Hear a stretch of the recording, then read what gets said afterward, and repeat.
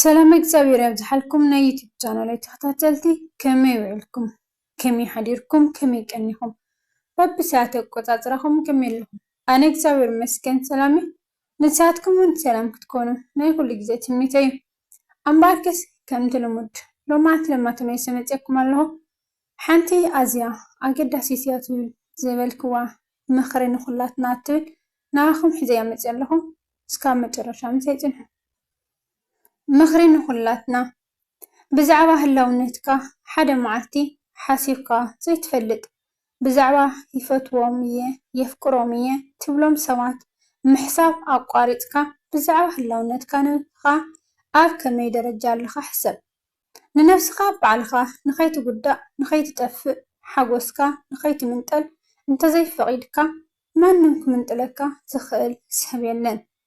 ኣብዚ ሕጂ ሰዓት ብዛዕባኻ ንዘይግደስ ሰብ ኣፍቂርካ ወይ ፈቲኻ ትሳቐ ኣብ ሓዘን ተጎዲእኻ ትነብር እንተሃሊኻ ተጋጊኻ እዛ ፍቕርቲ ነብስኻ ብዙሕ ሰብ ዘፍቅራን ዝፈትዋን ከም ዘሎ ኣይትረስዕ ስለዚ ክሳብቲ ምልኣት ልብኻ ኮይኑ ምልኣት ልቡ ኮይንካ ዝመፀካ ሰብ ብኣኻ ንዘይግደስ ኣብ ልዕሊኻ ቅንጣት ስምዒት ንዘይብሉ ምሕዛን ምጭንናቕ ኣቋሪፅካ ነብስኻ ፈትሽ ክብሪ ንዘይሂበካ እናኽበርካ ሓጎስካ እናመንጠለ ክትሕጉሶ ትሓስብ እንተሊኻ መፍቶት ጭንቀትን ተስፋ ምቑራፅን ኮይንካ ክተርፍ ምዃንካ ኣይትዘንግዕ ክትገብሮ ዘለካ ጥራይ ኣትኩር ክብሪ ዝግብኦ እንተኾይኑ ኣኽብሮ ካብኡ ሓሊፉ ግን ነብስኻ ጥራይ ኣኽብር ሰባት ብዛዕባኻ እንታይ ይብሉ 10 ግዜ እናሓተትካ ትሻቐል እንተኾይንካ ካብዚ ስምዒት ወፂኻ ብዛዕባ እትገብሮምን እትሓስቦምን ትዛረቦምን ጥራይ ሕሰብ እሞ ሓጎስ ነብስኻ ኣብቲ ኣትኲርካዮ ዘለኻ ክትረኽባ ኢኻ ሰባት ብደጌኻ ሪኦም ብዙሕ ኣሉታዊ ሓሳባት እናምፁ ክመዝኑኻ ከም ዝኽእሉ እሞ ፍለጥ ሽዑ ንስኻ ድማ ኣንጻር እቲ ኣሉታዊ ሚዛናት ኣዎንታዊ ኮይንካ ክትፀንሖም ሕሰብ ሽዑ ኩሉ እቲ በኣኻ ሕማቕ ዝሓስብ ዝነበረ ነብሰ ሕፍረት ተሰሚዕዎ ይቅርታ ክሓተካ ክመፅእ እዩ ቅድሚ ኩሉ ምስ ነብስኻ ብዙሕ ግዜ ሂብካ ክትዕልል እንተዘይክኢልካ ርእስኻ ናብቲ መአከቢ ብዙሓት ረሳሓት ናይ ሚድያታት ክትመልኦ ክትእዘዝ ኢኻ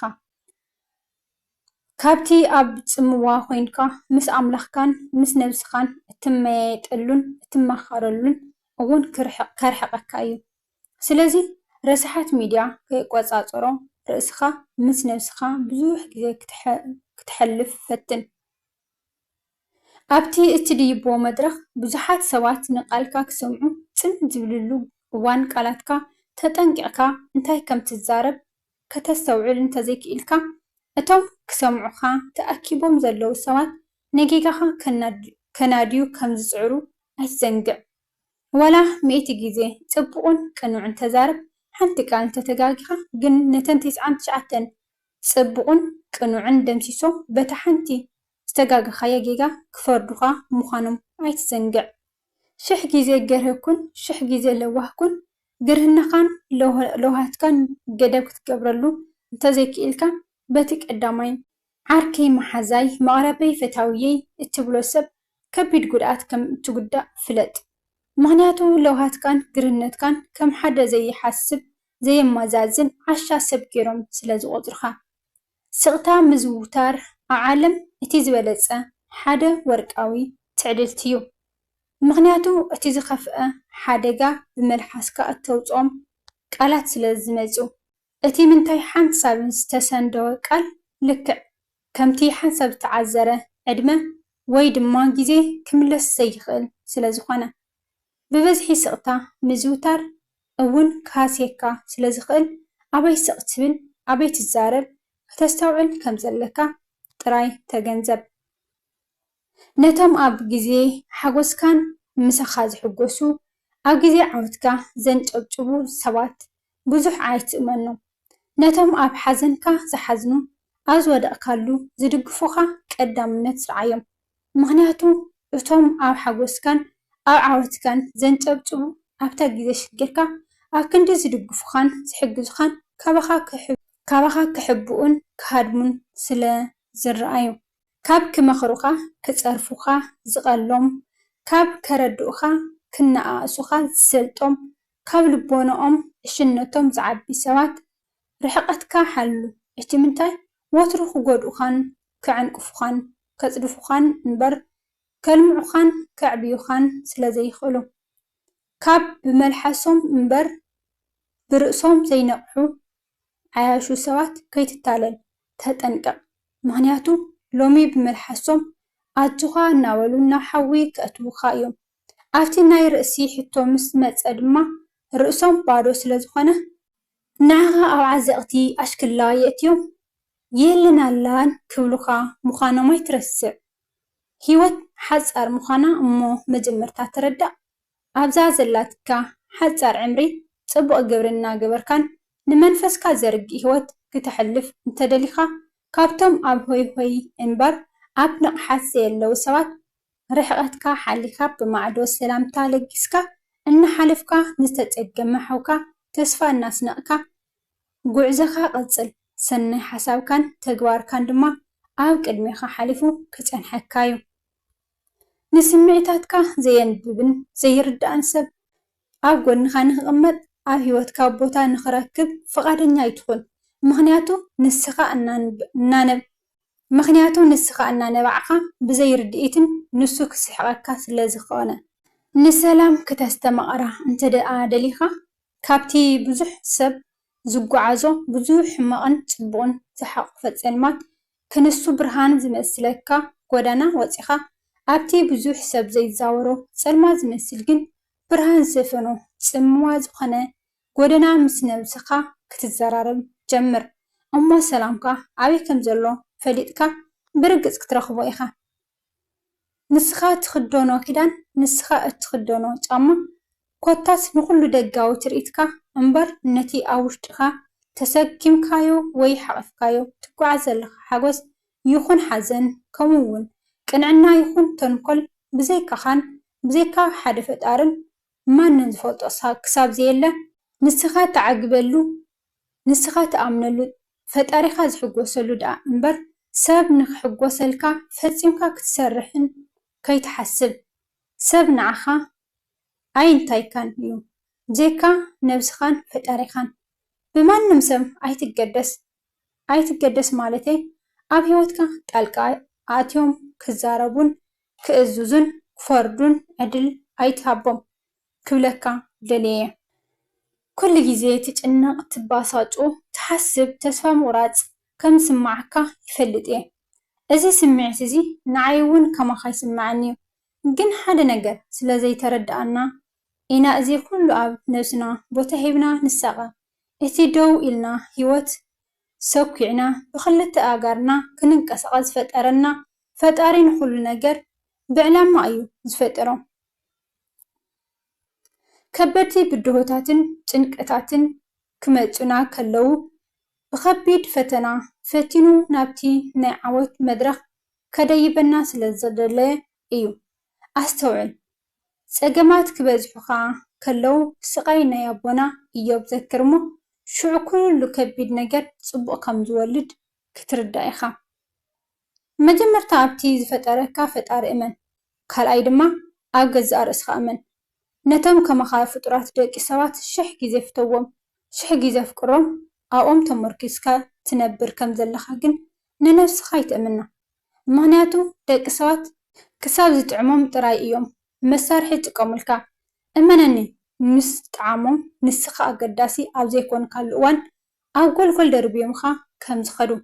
سلازي او قول كيتدربه او فتاريخا تمركزكا بنايقز ارسخا ممرحي داتا مرحخا نهيوت نمرة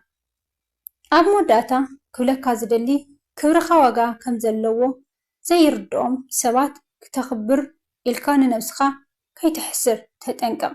كبرخا واقا كم زلوو انتدعا زي ردوم خينو كاب تغاخا أرحقوم مرحق انتدعا عبيكا دما نسخا رحقلو واقا خورا زردو سبات بزحات كم زلوو أيتزنقع نزخبرك كاسب أخبر كبرت اتي زعابي اقداسي سلازخوانا بهيوت ኣብ ዓለም ሓንቲ ግዜ ኢኻ ትነብር ንሳ ብንሳ ከማን ንዝተወሰነ ዓመታት እየን። ስለዚ ብናይ ገዛእ ርእስኻ ኣመራርሓ እናተመራሕካ ሓጎስካ ኣስተማቕር። ኣብ ናይ ገዛእ ርእስኻ መምርሒ ብዘይካ ሓጎስ ካልእ ኣይርከብን እዩ። ምክንያቱ ንነብስኻ ዝጎድኣን ዝጠቕማን ፈሊጥካ ስለ ትጓዓዝ። ነታ ናይ ባዕልኻ ንስኻ ትውንና ሂወትካ ምስ ካልኦት ኣይተወዳድራ፣ ኣይተነፃፅራ። ምክንያቱ ምስቲ ልዕሊኻ ዘሎ እንተደኣ ኣወዳዲርካያ ዝወደቕካ ኮይኑ ክስማዓካ እዩ። ምስቲ ትሕቲኻ ዘሎ ሰብ እንተደኣ ኣወዳዲርካያ ድማ ልዕልና ክስማዓካ እዩ። ብኡ ንብኡካ ትዕቢት ክትወርሰካ እያ። ካብዚ ኩሉ ነፃ ክትከውን ተደሊኻ ንሂወትካ ብናይ ገዛእ ርእስኻ መምርሒ ምርሓያ፣ ምስ ማንም ድማ ኣይተወዳድራ። ኣብ ሂወትካ ሕያው ኣይኩን። ወላ ብዙሓት ይበድሉኻ ሕኒኻ ክትፈዲ ኣይትሕሰብ። ምክንያቱ ሕማቕ ዝገብር ውዒሉ ሓዲሩ ክወድቕ እምበር ክትስእ ስለ ዘይኽእል። ንስኻ ድማ ካብዚ ውድቀት ክትድሕን ዝበደለካ እንተሓደካሉ ተመራፂ እዩ። ተዘይኮይኑ ግን ካብ ሕኒኻ ክትፈዲ ሸለል ኢልካዮ ክትሓልፍ እቲ ዝበለፀ እዩ። ወገነይ ሸለል በሃልኹን ሕሉፍካ ኣይገልፀካን እዩ፣ ንዓኻ ዝገልፀካ ህሉው ኩነታትካ እዩ። ስለዚ ሕሉፍካ ከም መምህርካ ተጠቒምካ ንህሉው ኩነታትካ ድማ ከም ፈተናኻ ሓሲብካ ንፅባሕኻ ብዓወት ክትበፅሓ ከም ዘለካ እመን። ከምዚ እንተሓሲብካ እመነኒ ክትዕወት ኢኻ። ሓደ ነገር ክትበፅሖ እንተደኣ መዲብካ ጉዕዞኻ ዋላ ኣዝዩ ፅንኩርን ከቢድን ይኹን ፈፂምካ ተስፋ ክትቆርፀሉ የብልካን። ምክንያቱ ተስፋ እንተደኣ ትቆርፅ ኮይንካ ዕላማ ወይ መደብ ኣይተውፅእን። እቲ ምንታይ ልዕሊ ማንም ናብ ዕላማኻን ናብቲ ዝመደብካዮ መደብን ከብፅሓካ ዝኽእል ስንቂ ናይ ሂወት ተስፋ ስለ ዝኾነ፣ ተስፋ ብዝኾነ ዘይትእመን ሓደ ዓብይ ስንቂ ናይ ሂወት ስንቂ ናይ ጉዕዞ እዩ። ክትዕወት ተደኣ ሓሳብ ሃሊካ ክትውገስ ኣለካ። ምብጋስ ጥራይ እውን እኹል ኣይኮነን፣ ክትስዕር እውን ኣለካ። ኩሉ ግዜ ክትፈልጦ ዘለካ ሓደ መምህር እቲ ዘዕውተካ መንገዲ መኺሩ የርእየካ እምበር ባዕሉ ኣብቲ ዓወት ከብፅሐካ ኣይኽእልን እዩ። ስለዚ ክትዕወት እንተደኣ ሓሳብ ሃሊካ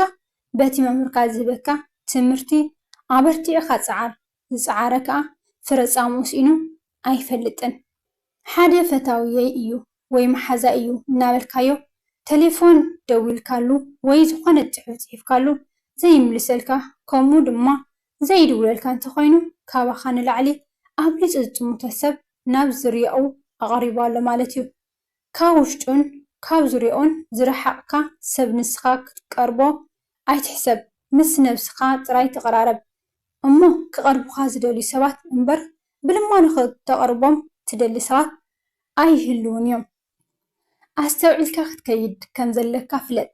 ምክንያቱ እቲ እትኣምነሉ ነገር ክትሓስበሉ ኣለካ። እቲ ተሓስቦ እውን ክትዛረበሉ ኣለካ። እቲ ትዛረቦ ድማ ክተተግብሮ ኣለካ። እቲ ተተግብሮ ተግባር ከዓ ንክብርኻ ዘይትንክፍ ዘኽብረካ ክኸውን ከም ዘለዎ ኣስተውዒልካ